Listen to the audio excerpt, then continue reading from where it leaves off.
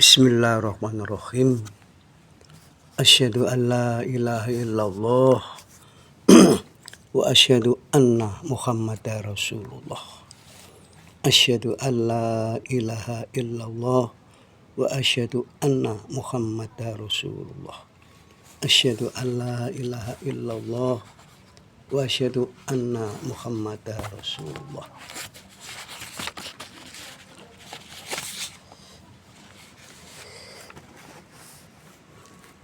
Alhamdulillah bi barokatin bismillah. Alhamdulillah bi barokatin sifatillah. Walhamdulillah bi barokatin af'alillah. Walhamdulillah bi barokatil Quran kalamillah. Walhamdulillah bi barokatin Sayyidina Muhammad Rasulillah. Walhamdulillah bi barokatin baladina Indonesia. Walhamdulillah bi barokatin Pancasila. Segala puji bagi Allah Tuhan semesta alam. Sholawat dan salam semoga tersampaikan kepada Nabi Agung yang berbudi luhur Muhammad Sallallahu Alaihi Wasallam. Mudah-mudahan kita mendapatkan petunjuk dari Allah dan ridhonya dan syafaat nabinya di sini dan di akhirat kelak. Ya Allah, Engkaulah tujuanku dan keridhaan Engkaulah yang aku cari. Ilahi anta maksudi waridhoka matlubi. Mengingat pentingnya ajaran tasawuf dan dzikir yang tak dapat dipisahkan antara satu sama lain, bahkan sangat erat hubungannya dalam memahami ilmu batin, menyucikan hati, membersihkan jiwa, dan mengamalkan dzikir, maka saya mohon izin untuk menerangkan masalah tasawuf. Semoga semua nanti akan bisa bermanfaat bagi saya pribadi dan bagi momongan saya dimanapun anakku berada. Amin ya rabbal alamin.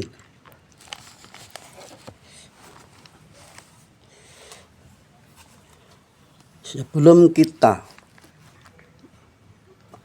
mengutarakan tasawuf, kita coba melihat tema makrokosmos dan mikrokosmos dalam pandangan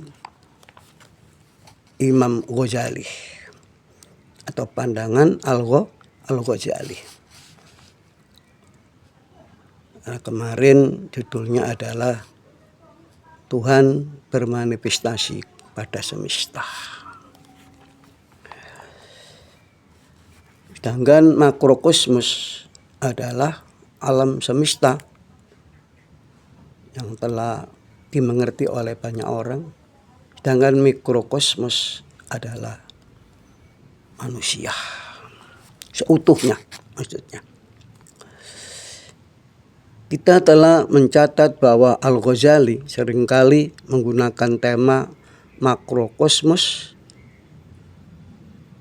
dan mikrokosmos berkaitan dengan penafsiran hadis. Pada bagian ini saya bermaksud menguraikan tema ini lebih rinci. Dalam imla, keserupaan makrokosmos dan mikrokosmos dinyatakan sebagai berikut. Siapapun melihat rincian-rincian bentuk surah alam semesta raya, membaginya dalam beberapa bagian. Adam juga dapat dibagi dengan cara seperti ini. Setiap bagian adalah serupa dengan bagian lain. Jadi alam semesta terbagi ke dalam dua bagian. Satu bagian adalah yang lahiriah dan terindra, artinya bisa ditangkap oleh indra, seperti alam mulk. Kedua adalah batinia, dan dalam tataran ide seperti alam malakut, manusia juga terbagi ke dalam bentuk lahiriah.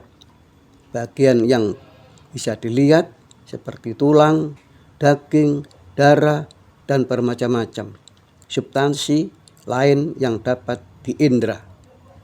Dan bagian sisi batininya seperti akal, kehendak, kekuatan, kepintaran, kemudian kemauan, dan seterusnya. Pada bagian lain alam semesta dapat terbagi ke dalam 3 alam, yaitu alam mulk, yaitu yang lahiriah untuk indra, alam malakut, yaitu bagian batinia bagi akal, dan alam jabarut, yaitu pertengahan. Saya ulangi, bahwa alam semesta dapat terbagi ke dalam 3 alam, yaitu alam mulk atau alam rendah sini, ya. Kemudian yaitu alam lahiriah yang bisa kita lihat ini. Kemudian alam malakut, yaitu bagian batininya bagi akal, ya, dan alam jabarut, yaitu pertengahan. Begitu pula manusia dapat terbagi ke dalam bagian-bagian saling menyerupai. Padanan bagi alam mulk adalah bagian yang dapat kita lihat. Padanan bagi alam malakut adalah jiwa, akal, kekuatan, kehendak, dan seterusnya. Padanan dari alam jabarut adalah persepsi-persepsi atau yang ada dalam indera dan kekuatan-kekuatan yang ada pada bagiannya.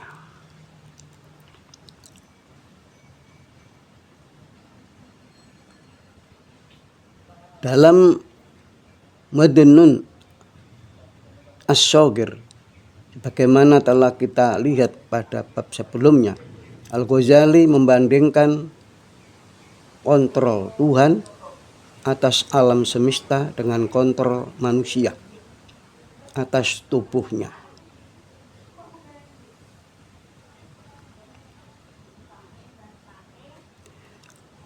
Menjadi jelas bahwa bentuk hati sebagai pusat kerajaan manusia sama dengan singgasana Tuhan atau aras.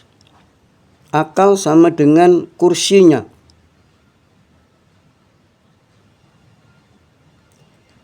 Indra-indra sama dengan malaikat yang patuh kepada Tuhan dengan sifatnya, yang sama sekali tidak mampu menentangnya terhadap Tuhan. Syaraf dan anggotanya sama dengan langit-langit. Kekuatan tangan sama dengan alam yang tunduk patuh kondisinya sebagai tubuh-tubuh. Keras, pena dan tinta sama dengan unsur-unsur anasir, yaitu matriks yang menerima kesatuan.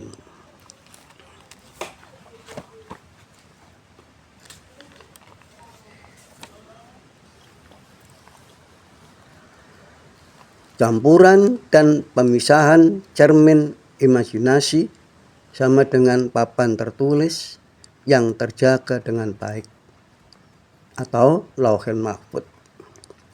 Teori makrokosmos, strip mikrokosmos yang paling menarik ditemukan pada permulaan kimia. Kimiayi Sa'adat. Bagian ini kiranya sama dengan kitab Syarah Ajaib Al-Qalb. Pada bagian ketiga Ihya Ulumuddin. Al-Ghazali memulai karyanya dengan mengutip hadis Nabi. Barang siapa mengenal dirinya, maka ia akan mengenali Tuhannya. Iman arafa nafsa faqad arafa rabbah. Dan ayat dari Al-Quran, kami akan tunjukkan kepada mereka ayat-ayat kami di alam semesta dalam jiwa dan di dalam jiwa mereka. Ya.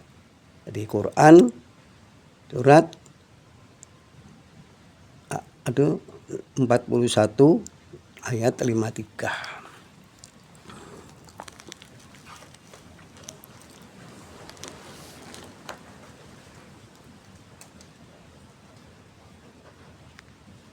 Ya, ada ayat yang berkalimat Bismillahirrahmanirrahim, janurihim ayatina fil afaq afi anfusikum, gitu. Dan dalam jiwa mereka.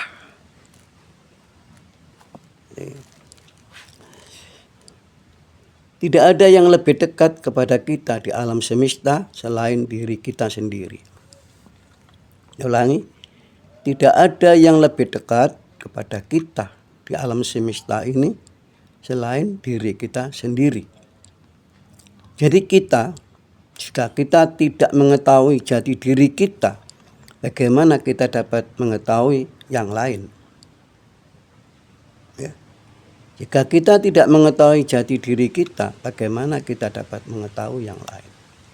Tapi mengetahui jati diri sendiri tidak berarti mengetahui tubuh fisiknya, tapi mengetahui siapakah dirinya. Dari manakah dia datang?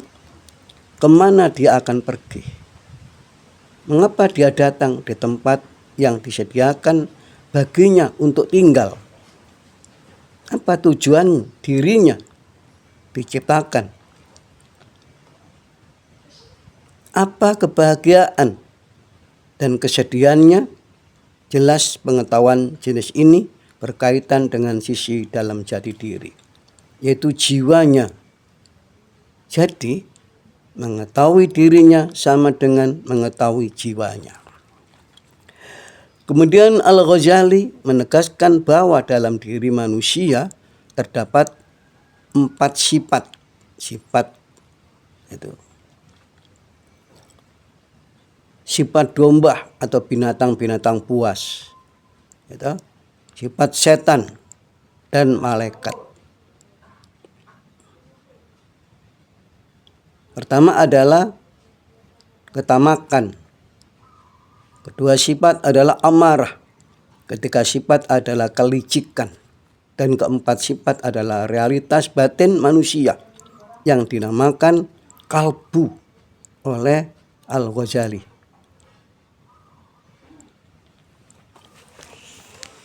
Bagian selanjutnya yang berjudul cara penampakan sifat-sifat baik dan buruk dalam diri manusia.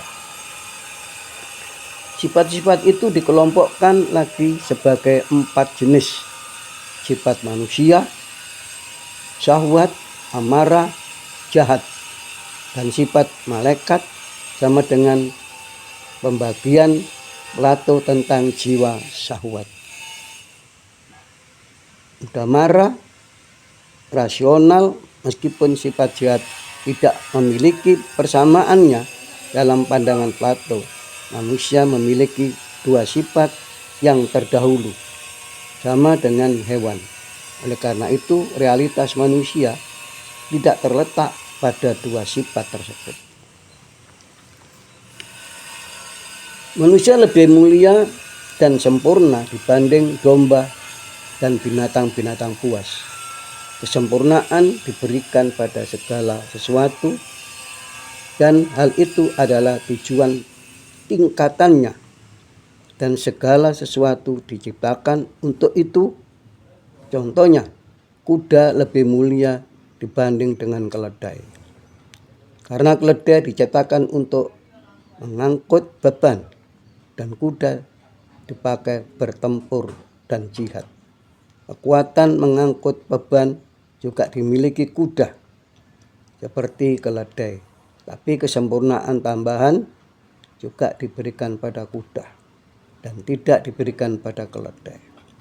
Jika kuda tidak mencukupi kesempurnaan yang dimilikinya, ia digunakan sebagai kuda mengangkut beban.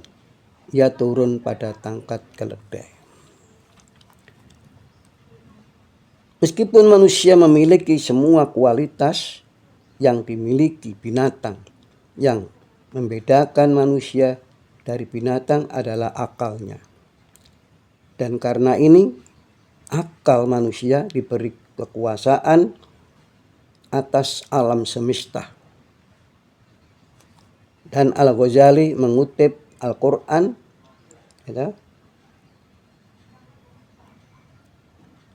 ayat 13. Quran 35 ayat 13.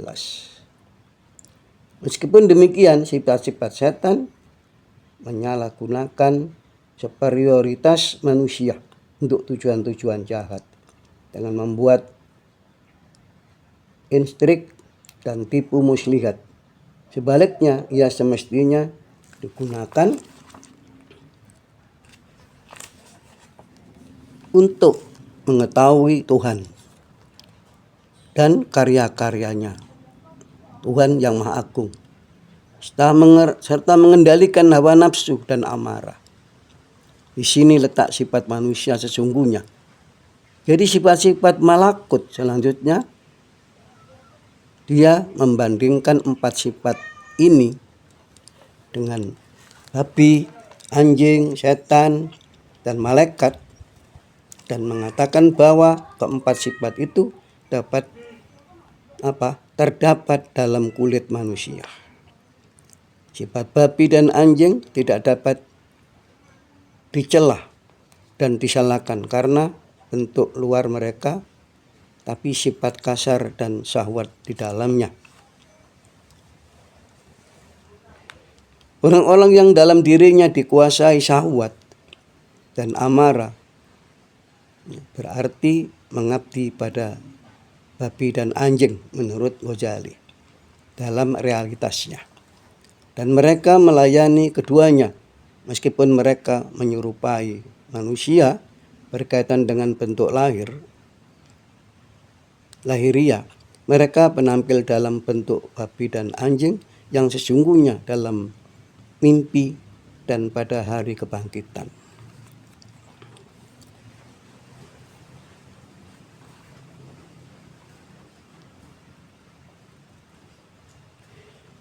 Al-Ghazali menegaskan bahwa manusia diciptakan dari tubuh luar dan makna batin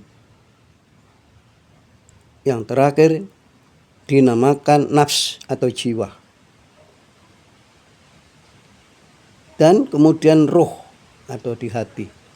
Juga dikatakan bahwa sebagian orang menamakan realitas manusia hakikat dan adami, roh, spirit, dan sebagian lagi jiwa, nafs.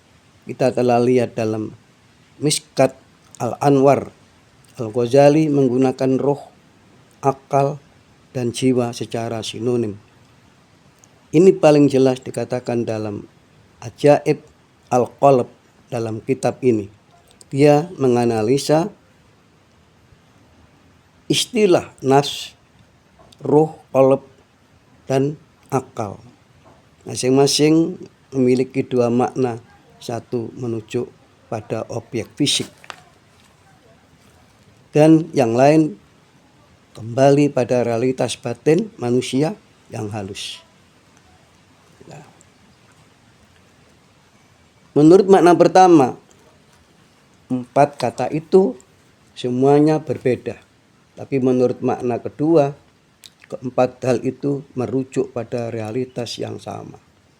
Di antara tempat istilah tersebut, dia memilih menggunakan istilah hati atau qalbu untuk realitas ini, sementara istilah jiwa, roh, intelek digunakan dalam filsafat, sedangkan istilah hati, qalbu, termasuk istilah khos kaum sufi.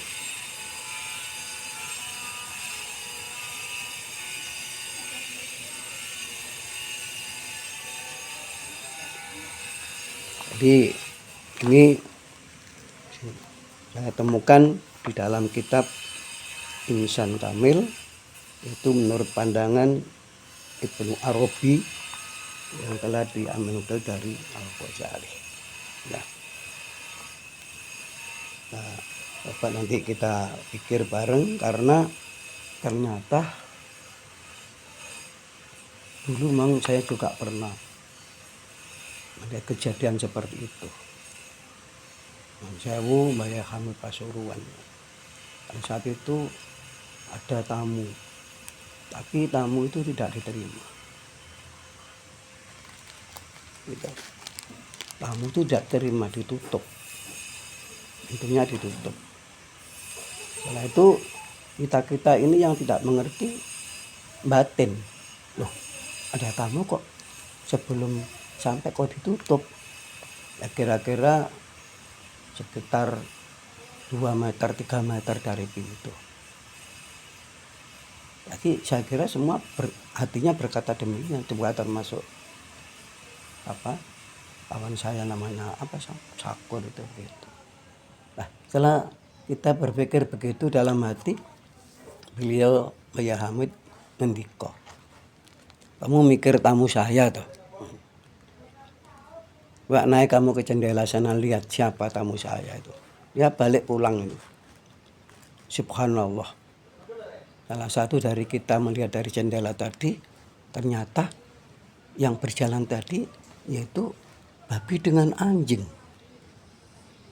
Jadi benar dengan apa itu, termasuk apa itu namanya, apa yang ditemukan oleh dalam kitab Insan Kamil dalam pandangan Ibnu Arabi. Jadi sebuah disertasi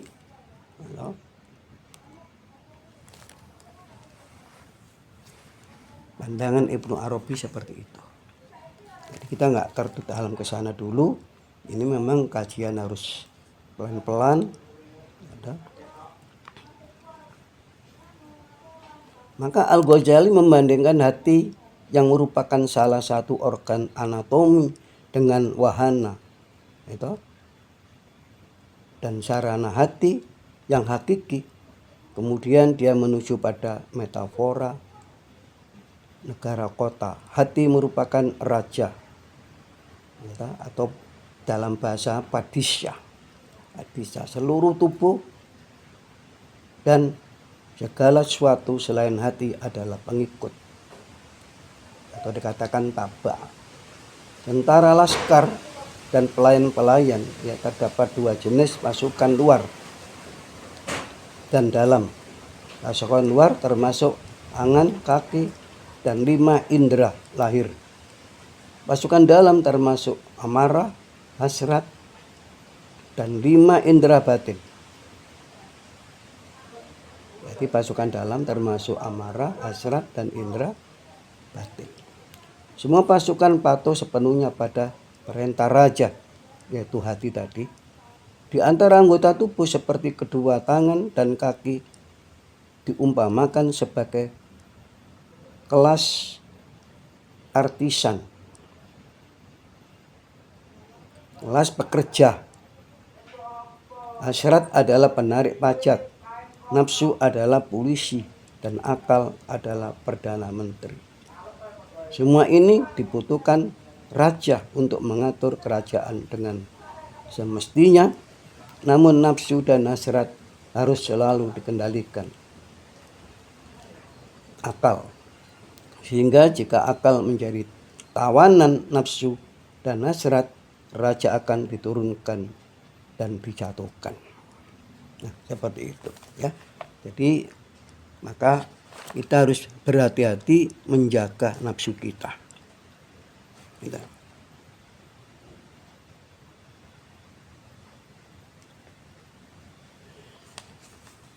Menjaga diri kita. Kalau semua sudah hatinya bisa dihancurkan oleh hasrat tadi, ya, maka hati kita akan jelek.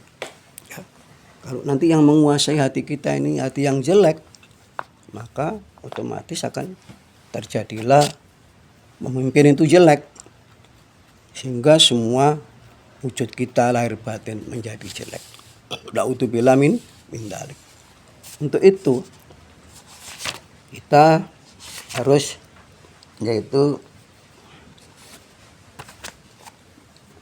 mengkaji ilmu tasawuf, ilmu hakikat, atau rekod makrifat hakikat, agar kita bisa membersihkan diri, bisa membersihkan hati kita, bisa kembali fitrah kayak semula, dan akhirnya kita akan bisa jelas memandang yang maha kuasa dengan secara mata batin kita.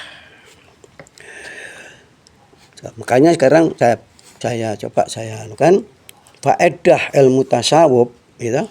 Tujuan pokok tasawuf adalah untuk mencapai ma'rifatullah, mengenal Allah dengan sebenar-benarnya, gitu. Tujuan pokok tasawuf adalah untuk mencapai ma'rifatullah, jadi mencapai Allah dengan sebenar-benarnya. Jadi mohon maaf, ini tasawuf ini kita ambilkan dari yaitu tulisannya Muhammad Zain Abdullah, yaitu penerbit Ramadan, Jalan Kebangkitan Nasional 101 Solo 57141, ya. Telepon 0271476670, anggota EKP nomor 16 TI. Etakan pertama tahun 1988, etakan kedua 1989, cetakan ketiga 1990, sedangkan cetakan yang keempat adalah 1993, cetakan kelima juga 1933. Jadi cetakan keempat ini bilang Januari 1933, dengan cetakan kelima Oktober 1933. Ya. Muhammad Zain Abdullah. Judulnya Tasawuf dan Dzikir. Ini kita cermati untuk sebagai referensi kita melakukan mujahadah agar kita bisa menjadi manusia yang diizinkan menjadi manusia yang ma'rifatullah. Jadi sementara ini sebuah pelajaran harus kita pelajari dengan telaten. Kita tidak boleh kesusu-susu kayak belajar ilmu yang gampang, namanya wudhu, 1 ini 2 ini kita lakukan segampang itu, ya. Bagaimana tersingkap hijab dinding yang membatasi diri dengan Allah, itulah faedahnya ilmu tasawuf.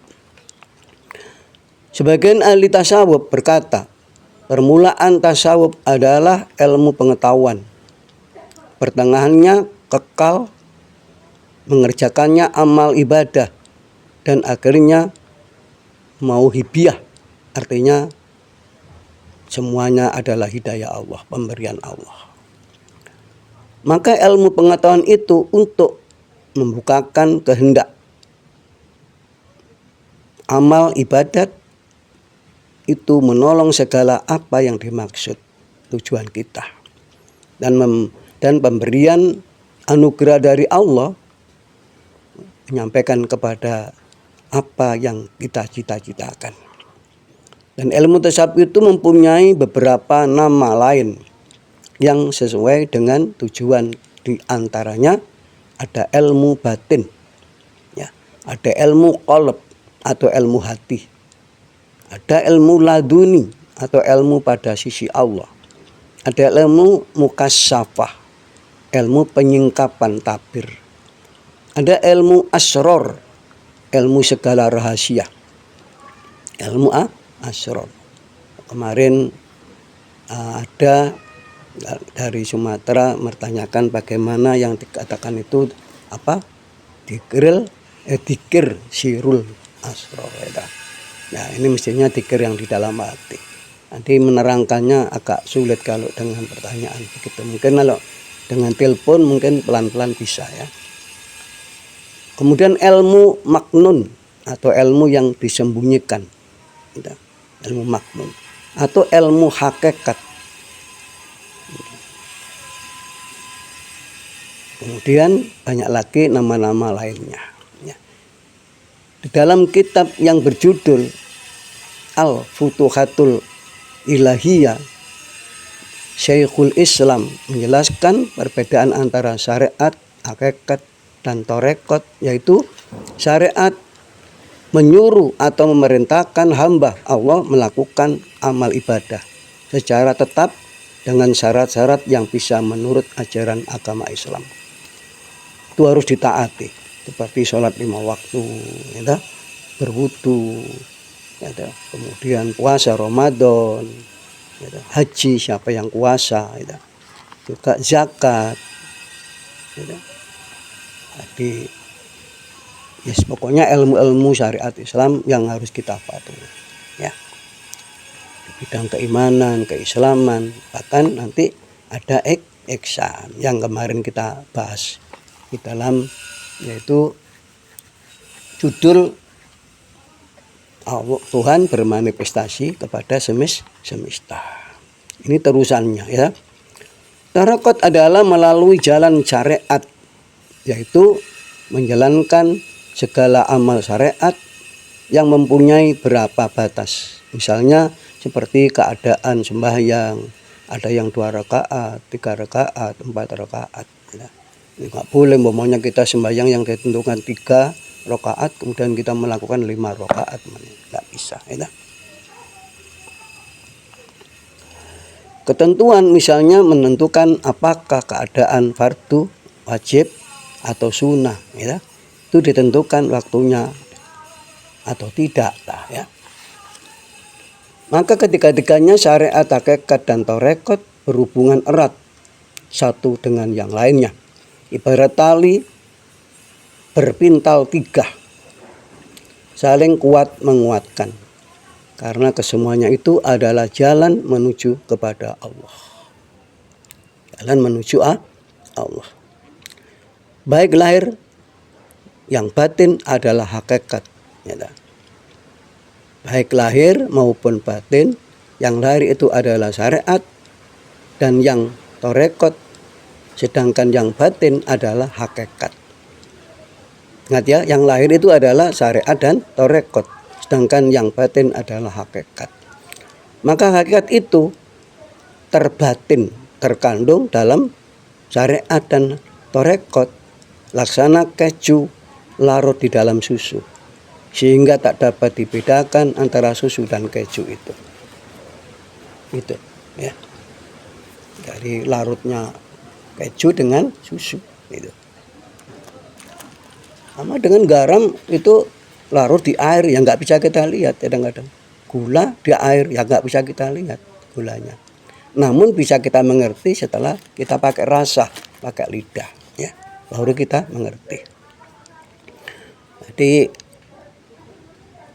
wa ma khalaqtul jinna wal insa illa liya'budun. Itu At-Dhariyat ayat 56, ya. Jadi beberapa ulama besar telah sepakat menetapkan bahwa ilmu batin tasawuf sangat penting dan wajib diketahui oleh setiap orang Islam yang ingin mencapai tingkat kesempurnaan iman. Di antaranya Imam Al-Ghazali di dalam kitabnya Ihya Ulumuddin menyatakan bahwa ilmu mukasyafah, ilmu batin adalah setinggi-tinggi segala ilmu pengetahuan yang ada. Dan ilmu batin itulah yang menjadi pakaian para siddiqin, para muqarrabin, merupakan nur cahaya yang menyinari hati dan jiwa dalam keadaan suci dan bersih dan segala sifat-sifat yang tercela, ya, dalam kondisi bersih dan suci dari segala sifat-sifat yang tercela. Dengan demikian akan tercapailah makrifat yang hakiki dengan zat Allah dan segala sifatnya yang maha sempurna, atau dengan segala perbuatannya dan hikmahnya menjadikan dunia dan akhirat. Jadi kita kalau diizini oleh Allah, kita bisa. Kita itu mencapai makrifat yang hakiki dengan zat Allah yang dengan segala sifatnya yang maha sempurna, atau dengan segala perbuatannya atau afalnya dan hikmahnya menjadikan dunia dan akhirat. Di dalam kitab Jawahirul Fiqh menyebutkan bahwa ilmu qalbi atau tasawuf adalah zauq, artinya didasarkan pada perasaan hati semata, dan juga wajdan, artinya didasarkan pada pendapat yang tak dapat diucapkan dengan lisan, harus dibatin, harus dirasakan, atau tak dapat ditulis dengan pena, atau tak dapat pula diwujudkan dalam bentuk daftar tulisan. Demikian pula keadaan tasawuf itu lebih banyak bergantung kepada zauq atau perasaan atau ilmu rasa, ya, dan wajdan lainnya halnya dengan kedudukan ilmu lahir lain. Ya.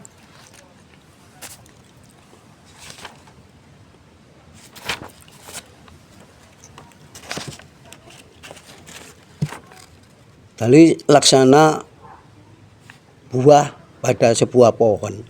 Buahnya adalah menjadi keutamaan pohon itu, tetapi pohon tidak akan bermanfaat kalau tidak menghasilkan buah. Berkata Syekh Ahmad bin Muhammad Zain Al-Fatoni, buah tak akan didapat melainkan pohonnya tumbuh dengan subur. Nah, supaya pohon tumbuh dengan subur, peliharalah pohon itu, pupuklah sebaik-baiknya agar menghasilkan buah yang bagus. Begitu pula hidup kita ini, syariat kita jaga, ibadah kita harus tekun, amal soleh harus kita pertahankan. Jangan sampai kita melakukan larangan Allah, bahkan sampai lahir batin kita jaga, utama dalam puasa ini. Semoga semuanya pohon kita akan segar, kita siram dengan sedekah, kita siram dengan silaturahmi, kita siram dengan mencari ilmu, kita siram dengan membaca Al-Quran, membaca kitab-kitab yang telah diajarkan oleh bapak kiai-kiai kita dalam pondok atau kiai kita dalam kampung, agar siraman itu semakin baik dan tumbuh semakin subur tumbuhan yang ada dalam dada kita. Ya, namanya Syajaratul Mubarakah, ya. Pohon barokah.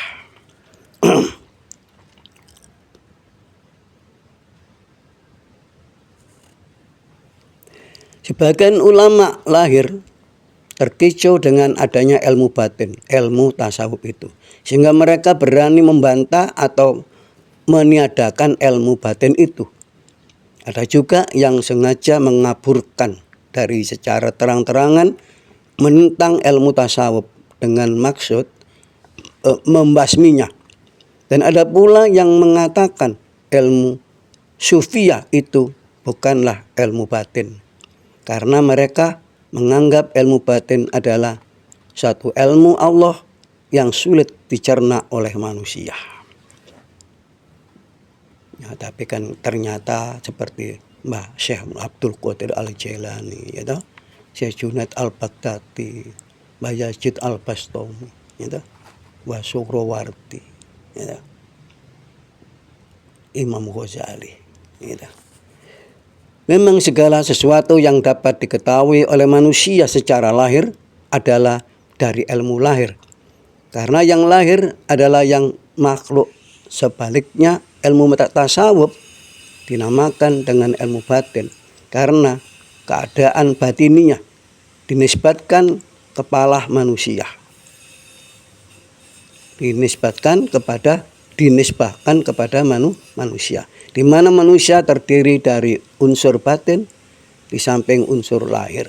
Karena itu ilmu batin tasawuf pada bagian besar ulama tidak bertentangan dengan ilmu lahir atau fikih. Bahkan ulama batin tidak mau menghalalkan apa yang haram, dan sebaliknya tidak mau mengharamkan apa yang halal. sebagaimana diteruskan oleh ulama lahir hukum syara. Tetapi orang-orang jahil sajalah yang menganggap bahwa ilmu batin bertentangan dengan ilmu lahir. Ini termasuk ujian bagi kita yang melakukan sebuah ilmu batin. Ya.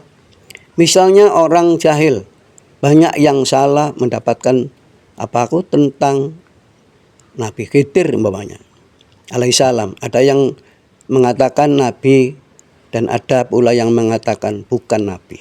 Padahal sebagian besar ulama berpendapat bahwa Khidir adalah seorang Nabi. Dikatakan bahwa Allah Subhanahu wa taala telah mewujudkan atau mewahyukan kepada Nabi Khidir dengan segala apa yang telah diperbuatnya. Untuk menguatkan pendapat ini, para ulama akhirnya menyebutkan firman Allah, wa ma fa'altuhu an amri. Maksudnya apa yang dilakukan oleh Nabi Khidir yang berlawanan dengan syariat adalah pekerjaan Allah Ta'ala.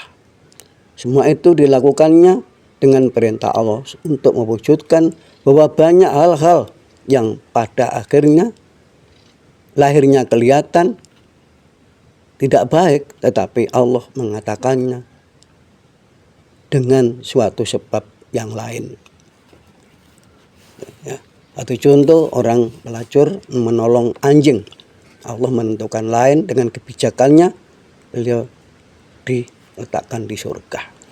Lebih jauh kisah Nabi Khidir itu dapat kita baca di dalam Al-Quran surat Kahfi ayat 60 sampai dengan 82.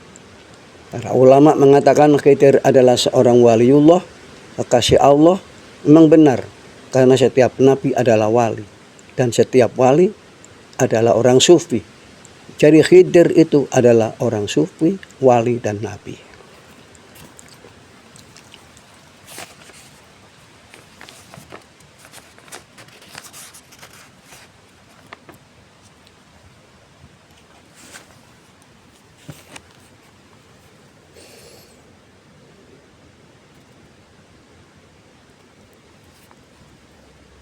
Jadi apa yang diperbuat Nabi Khidir di hadapan Nabi Musa sebagaimana yang diceritakan dalam Al-Quran surat Kahfi tersebut adalah setelah mendapatkan ilham dari Allah Subhanahu wa taala. Dan mungkin ilham tersebut merupakan hujah pada zamannya, tetapi berlainan dengan zaman kita sekarang di mana ilham tidak dapat dijadikan hujah. Kalau ilham tersebut sesuai dengan Al-Quran dan Sunnah Nabi, maka hujah yang berasal dari ilham tersebut kita kembalikan saja kepada keduanya, Al-Quran dan hadis. Seandainya ia menyalahi Al-Quran dan hadis, jelaslah hujah tersebut bukan ilham. Karena ilham itu tidak akan pernah menyalahi hukum syara. Berarti mungkin memori, mungkin nangan-nangan, mungkin karena terlalu banyak yang dipikir sehingga mimpi yang tidak jelas. Ya. Jadi ada mimpi sebagai ru'yat, sebagai mimpi sebagai wahyu, seperti Nabi Ibrahim menyembelih Nabi Ismail, seperti Nabi Yusuf, ya itu juga. Syekh Ahmad bin Muhammad Zain Al-Fatani berpendapat mungkin saja ada pendapat yang kedua, yang menyatakan bahwa Khidir berbuat demikian itu adalah dengan ijtihadnya sendiri, karena dia adalah seorang ahli ijtihad, ahli ijtihad yang besar dan memenuhi syarat. Wallahu a'lam. Nah, kita akan kembali pada masalah batin dan lahir. Imam Ghazali dalam kitabnya Ihya Ulumuddin menyatakan barang siapa berkata batin itu bertentangan dengan lahir, maka ia lebih dekat kepada kufur daripada iman syiri atau pada iman. Syiri As-Subki mengatakan barang siapa menganggap ilmu batin itu menguraikannya dengan hukum lahir, maka dialah yang keliru. Di samping itu, Husyairi juga mengatakan setiap syariat yang tidak dikuatkan dengan hakikat tidak akan bisa diterima. Dan setiap hakikat yang tidak dihubungkan dengan syariat itu tidak akan bisa berhasil. Karena syariat itu menjalankan segala apa yang diperintah, sedangkan hakikat adalah percaya kepada qada dan qadar, baik yang tersembunyi maupun yang nyata. Gitu. Itu begitu dulu, segitu, nanti kita sambung kembali karena kita akan menerangkan yaitu hal-hal yang berhasil dengan ini ya. Ini kita terangkan sendiri. Ini 45 menit. Ya.